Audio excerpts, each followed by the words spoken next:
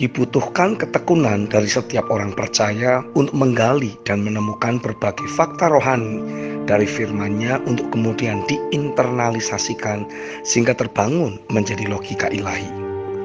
Tujuan utama membangun logika ilahi adalah untuk mulai memiliki keyakinan yang kokoh akan jati diri kita yang baru di dalam Kristus. Yang pertama, Bapa berkehendak untuk membawa kita alami kelas akselerasi, sehingga melalui firman-Nya, Dia bisa terus mencetak hidup kita menjadi sosok pribadi seperti yang sudah Dia rancangkan.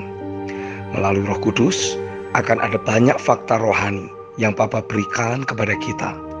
Pergunakanlah fakta-fakta rohani tersebut sebagai bahan untuk mempengaruhi atau meyakinkan sudut pandang atau penilaian yang kita miliki terhadap diri kita sendiri. Kehidupan iman dalam diri kita akan bertumbuh atau berkembang sejalan dengan seberapa kuat fakta rohani yang ada di dalam firman-Nya berhasil meyakinkan diri kita. Tanpa kita sadari, selama ini kita terus di brainwash oleh iblis, oleh fakta lahiriah, oleh logika manusiawi. Dipaksa untuk meyakini apa yang iblis sampaikan, dan celakanya kita memang terpengaruh dan jadi hidup menjadi sosok individu yang berseberangan dengan rancangan Tuhan. Sekaranglah saatnya kita berpartner dengan Roh Kudus untuk dengan tekun melakukan brainwash juga. Memastikan firman-Nya terus mempengaruhi dan mencetak ulang jati diri kita jadi semakin serupa dengan Kristus. Saat kita menerima fakta rohani dari firman-Nya, apapun itu, dan meminta untuk Roh Kudus menolong kita agar dapat melihatnya sebagai jati diri kita yang baru di dalam Kristus, maka sesungguhnya kita sedang membangun kehidupan iman dalam diri kita. Yang kedua, membangun kehidupan iman dimulai dari kita menerima firman-Nya. Ada fakta-fakta rohani yang kita temukan.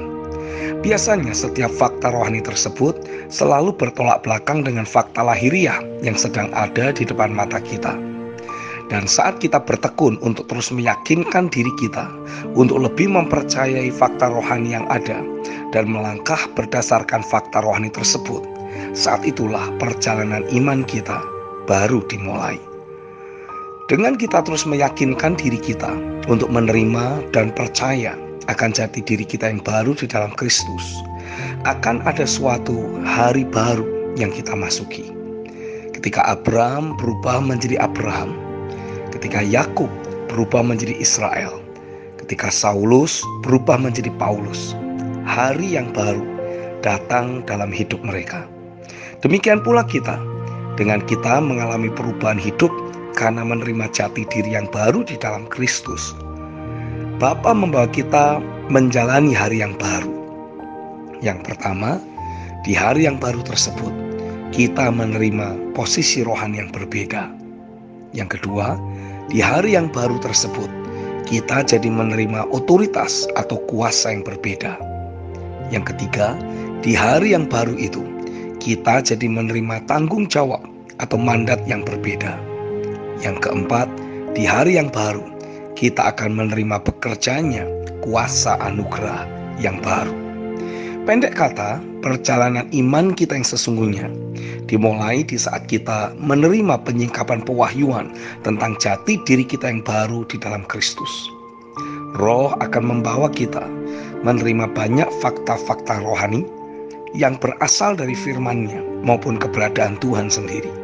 Saat kita melihat Dia sebagaimana Dia adanya, kita akan diubahkan jadi makin serupa dengan diri-Nya.